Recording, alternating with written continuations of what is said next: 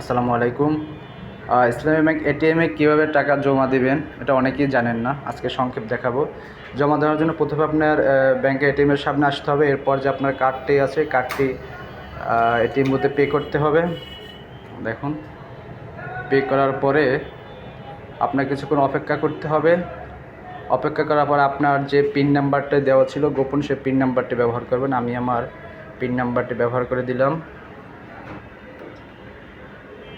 4 সংখ্যার pin number হয়ে গেল। এরপর অপেক্ষা করবেন। এখানে দেখেন কয়টা অপশন আছে, ব্যালেন্স অনুসন্ধান, নগদ উত্তোলন, নগদ জমা, পিন পরিবর্তন। আপনি নগদ জমা এটা টিপ দিবেন। হ্যাঁ, এবার আছে অন্যান্য অ্যাকাউন্ট না নিজ অ্যাকাউন্টে, নিজ অ্যাকাউন্ট। এরপর আপনি কি রিসিভ, টাকাটা পে করার পর আপনি রিসিভ কি চান, হ্যাঁ বা না? যদি চান তাহলে হ্যাঁ, না চাইলে না। আমি না দিয়ে দিলাম। এবার অপেক্ষা করবেন। অপেক্ষা করার পরে যে অটো আপনার বক্স আছে, বক্সটা খুলে যাবে। বক্সের ভিতরে এরকম টাকা পে করে দিবেন। এরপর নিশ্চিত কনফার্ম দিবেন। টাকাগুলো নিয়ে নিল। তবে সাবধান থাকবেন টাকাগুলো যাতে ভাত, চেরা এবং জাল টাকা না হয়, তাইলে কিন্তু ফেরত দিয়ে দিবে।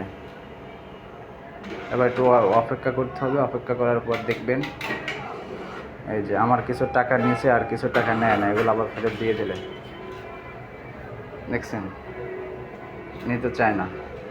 তা হয়তো এই সমস্যাটা আমার হয়েছে, অনেকের হবে না। আমি আবার চেষ্টা করব, হয়তো আবার দেখাবো না, যার কারণে ভিডিওটা বড় হয়ে যাবে। ধন্যবাদ।